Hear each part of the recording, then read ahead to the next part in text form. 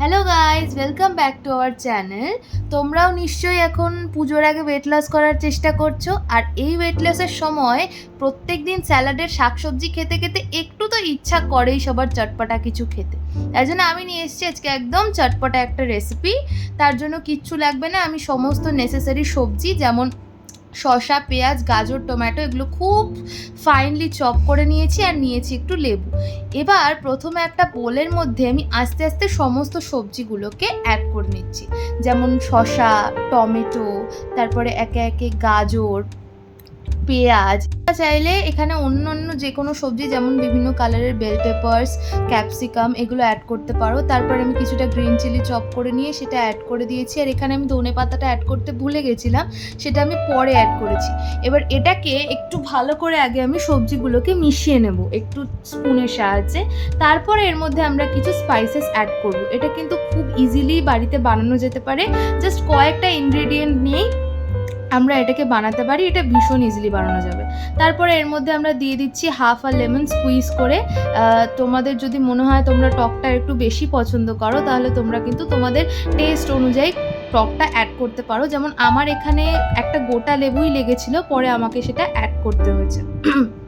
তারপরে আমি এর মধ্যে এক এক করে স্পাইসেস অ্যাড করে দেবো, লেবুটা অ্যাড করে আমি একটু মিশিয়ে নেব।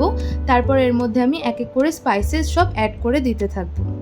হ্যাঁ, প্রথমে আমি মিশিয়ে নেব, তারপর আমি এক এক করে এর মধ্যে স্পাইস অ্যাড করে নেব। যেমন প্রথমে আমি দেবো নুন, কিছুটা স্বাদ মতো তোমরা দেবে যতটা তোমাদের মনে হবে। এটা আমি নর্মাল সল্ট ইউজ করছি, এরপরে কিন্তু আমাদের ব্ল্যাক সল্ট ইউজ করতে হবে, পরিমাণ মতো ব্ল্যাক সল্ট বা যেটাকে আমরা বিট লবণ বলে থাকি বাংলায়।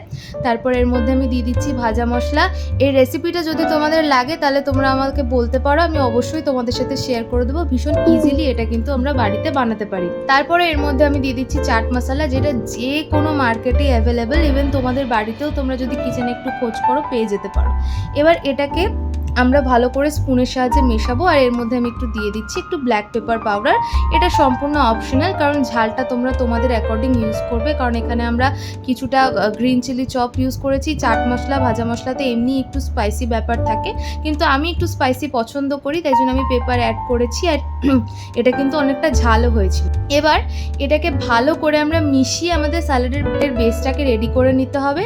এরপর আমরা আমাদের বাকি ইনগ্রিডিয়েন্টে ফোকাস করবো। এখানে আমি রোস্টেড মাখানা, কর্নফ্লেক্স, কিছু রোস্টেড পিনাটস নিয়েছি, আর নিয়েছি বয়েলড সুইট কর্নস। এইগুলোই হচ্ছে আমাদের চাটের মেন ইনগ্রিডিয়েন্ট। যদি তোমরা মনে করো চারটে একসাথে না দিয়ে যে কোনো একটা দিয়ে বানাতে পারো, তাহলে তোমরা সিঙ্গেলভাবেও যেতে পারো। তবে এটাকে আমি একটু বেশি ফুলফিলিং বানাতে চেয়েছি, তাই জন্য আমি এত কিছু অ্যাড করেছি। যেমন প্রথমেই আমি অ্যাড করে দিচ্ছি এর মধ্যে রোস্টেড পিনাটস কিন্তু প্রোটিনের একটা হিউজ সোর্স, তাই জন্য এটা কিন্তু তোমাদের ডেইলি প্রোটিনের চাহিদা মেটাতেও সাহায্য করবে। তারপর আমি অ্যাড করে দিচ্ছি সুইট কর্ন আমাদের স্টমাককে অনেকক্ষণ ফিল করে রাখে, তাই জন্য এটা খেলে কিন্তু তোমাদের অনেকক্ষণ খিদে পাওয়ার কোনো সম্ভাবনা নেই। আর মাখানা তো একদম একটা হেলদি অপশান, আর এটা ইজিলি অ্যাভেলেবেল। এটা আমি শুধু মশলা দিয়ে রোস্ট করেও খাওয়া যেতে পারে, এমনিও খাওয়া যেতে পারে। তবে যারা এখন একটু চাটের ক্রেভিংয়ের জন্য চাট খুঁজো, তারা এটা অ্যাড করে নিতে পারো। আর লাস্টে আমি অ্যাড করছি কর্নফ্লেক্স। এটা হচ্ছে আমার একদম পার্সোনাল পছন্দের একটা জিনিস, যেটা আমার অন্তত পার্সোনালি খেতে খুব ভালো লাগে, তাই জন্য আমি অ্যাড করেছি। তারপরে এটাকে আমি মেশানোর চেষ্টা করছিলাম, কিন্তু বাটিটা অনেকটাই ছোট হয়ে গেছিলো, তাই জন্য এটা আমি ভালো করে মেশাতে পারিনি।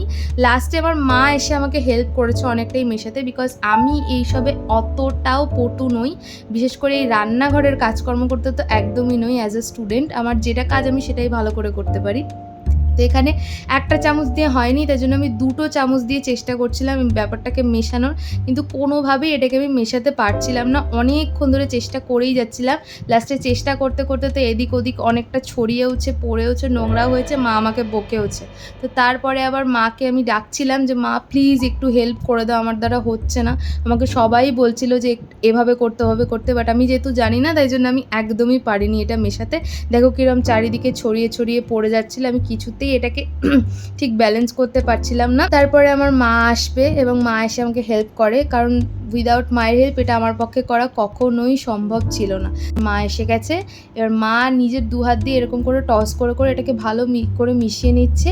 আমি বলবো যেহেতু এটা কোয়ান্টিটিতে অনেকটা বেশি, তোমরা বাটিটা একটু বেশি নিও, বড় নিও।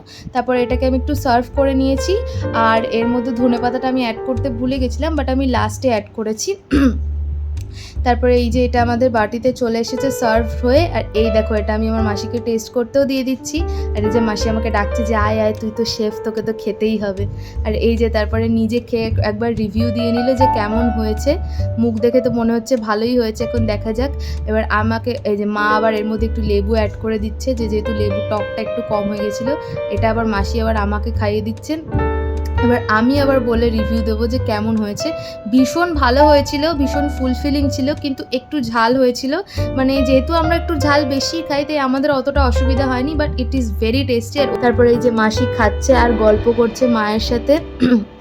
তো দেখা যাক মাসি কীভাবে এটা কমপ্লিট করুক, তারপরে দেখা যাক মাসি কী বলছে। আমার কিন্তু আজকের এই প্রিপারেশনটা খুবই ভালো লেগেছিল। এটা খেতে যেমন টেস্টি ছিল আর এটা কিন্তু ঠিক ততটাই হেলদিও ছিল। তো তোমরা যারা ডায়েট করতে করতে একই খাবার খেতে খেতে বোর হয়ে গেছো, তারা একটু মুখের স্বাদ বদলাতে এটা কিন্তু অবশ্যই ট্রাই করতে পারো। আর এই রেসিপিটা যদি তোমাদের ভালো লেগে থাকে তাহলে সেটাও কিন্তু কমেন্টে জানিও। আর আজকে তোমরা দেখেছো আজকের ভয়েস ওভারের বেশিটাই কিন্তু ছিল অন্য কেউ। তো তার ভয়েস ওভারটা তোমাদের কেমন লেগেছে সেটাও কিন্তু কমেন্টে জানাতে ভুলো না। আর ভিডিওটা তোমাদের ভালো লাগলে অবশ্যই একটা লাইক করে দিও। আর আমার চ্যানেলটাকে প্রত্যেকে একটু সাবস্ক্রাইব করে দিও। Thank you for watching.